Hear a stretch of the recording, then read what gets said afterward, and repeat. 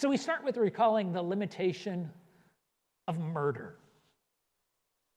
I mean, it's not hard to judge when someone steps out of bounds on a playing field, like we were talking about a moment ago. Really, the deciding factor is whether the referee sees it happen or not. And so, of course, we know in professional sports, they use cameras and they have instant replays to make the call. Because that visible record provides proof, undeniable proof of whether the person was in or out. But when it comes to determining whether someone has committed murder, it's not that simple.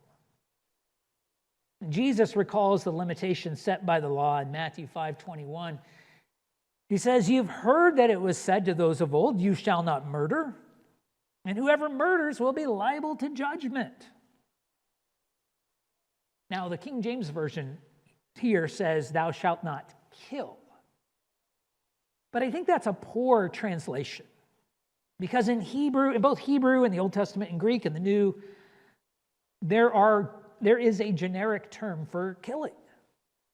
But here and in the Old Testament statements of the commandment, there's a more specific terms that are used. Why? Because killing is not always murder. In some cases, if we look back at the Old Testament law, God allowed or even required people to kill others. The leaders of Israel were commanded to execute those who committed certain crimes, including murder. God also instructed them to strike people down in battle and combat. And even on an individual level, a person was not considered guilty for killing an intruder in the dark in self-defense. The law even distinguished between premeditated murder and more of a spontaneous, unintentional manslaughter. Numbers 35:20 through 24 describes the difference. Take a look. It says, "And if he pushed him out of hatred or hurled something at him, lying in wait so that he died, or in enmity struck him down with his hand so that he died, then he who struck the blow shall be put to death. He is a murderer. The avenger of blood shall put the murderer to death when he meets him. But if he pushed him suddenly without enmity or hurled anything on him without lying in wait or used a stone that could cause death, and without seeing him dropped it on him so that he died, though he was not his enemy and did not seek his harm,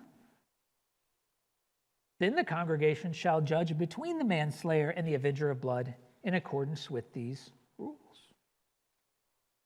The law allowed someone who committed manslaughter to flee to a city of refuge. So to determine whether someone was guilty of murder, a judgment had to be made about the person's intent. There had to be evidence that it was motivated by hatred or enmity, as it says in that passage. So understand this, that God's prohibition of murder has always been about the heart, the matter of the heart. And so I think Jesus had that idea of this kind of examination of motives in mind when he said, "Whoever murders will be liable to judgment." But he was probably thinking of something greater than any human court. A more literal translation of this passage would be, "Whoever murders will be liable to the judgment." The King James Version gets it right there. That's helpful. The judgment. So he might have been referring to God's ultimate judgment of all mankind. Now, that's a familiar idea to us with our familiarity of the New Testament, but that's not really taught in the Old Testament law. But when you get to the Psalms and the prophets, you see this idea of a final judgment come out.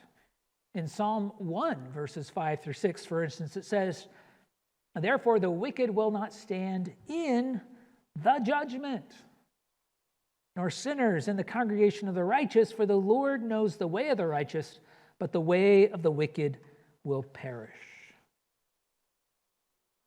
And so one of the realities, one of the encouragements even of the kingdom is that human courts can make mistakes. They can be deceived. They can get it wrong. They often fail to uphold justice. But God sees everything. He doesn't need security cameras or instant playback because he's all-knowing. He even looks on the heart. He knows the motive. And so that sobering thought leads us to a second step in this process in thinking about the prohibition of murder